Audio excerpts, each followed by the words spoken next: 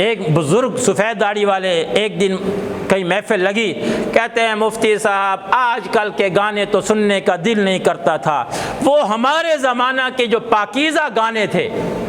میں نے کہا وہ پاکیزہ کیا تھے؟ یاسین والقرآن الحکیم انک لمن المرسلین تھا آپ کے زمانے کا گانا۔ وہ پاکیزہ گانا کیا ہوتا ہے؟ گانا حرام ہوتا ہے۔ 100 سال پہلے گانا تھا تو بھی حرام، آج گانا ہے تو بھی حرام۔ یہ بزرگی والا لبادہ اوڑھ کے حرام کو حلال مت کہو۔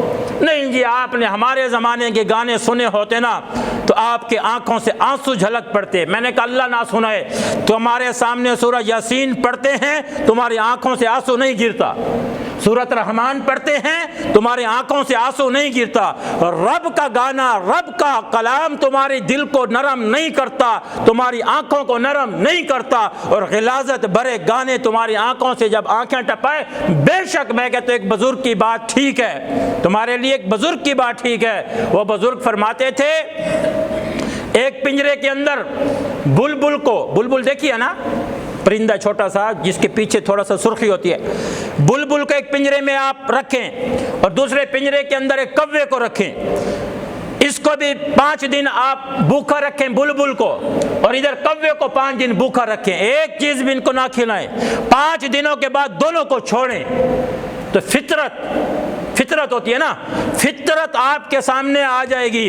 یہاں سے کوا اڑے گا بھوک سے مرتا ہوا، سیدھا جا کے کسی کوڑا کرکٹ گند پہ بیٹھ کے فوراً اپنی غذا کو ڈھونڈ کے کھائے گا، اور بلبل کو چھوڑو گے سیدھا کسی باغ میں پہنچ کے کسی گلاب کے پھول میں بیٹھ کے اپنی غذا کو ڈھونڈے گی، اپنی فطرت کے اوپر ہوتی ہے۔ بلبل کی فطرت پاکیزہ ہے، پاکیزہ جگہ پہ بیٹھ کے خوشبودار غذا کو ڈھونڈے گی، اور کوے کی فطرت میں بدصورتی ہے، اس لیے وہ بھوکا ہوگا، جائے گا کسی گندی جگہ پہ منہ مارے گا اور اپنی روح کی تسکین، اپنے جسم کی تسکین وہاں پورا کرے گا۔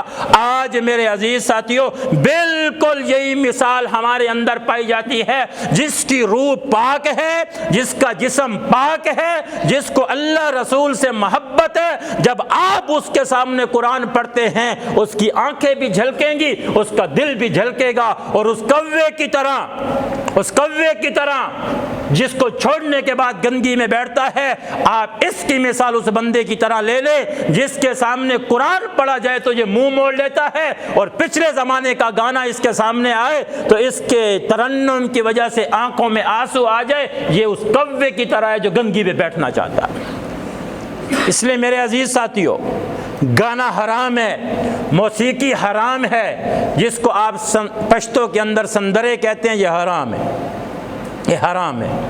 اس کو آپ جتنا جائز قرار دیں کوئی جائز نہیں ہے، حرام ہے۔ ہر وہ آلات موسیقی، ہر وہ گانا جو آپ کو اپنی طرف ایسے مستی میں متوجہ کرے کہ جس سے آپ کے عشقیہ اشعار کی وجہ سے آپ کے جذبات ابھرے، آپ کی شہوت اوپر کی طرف آئے، یہ حرام ہے، ناجائز ہے، اس لیے اس سے بچیں۔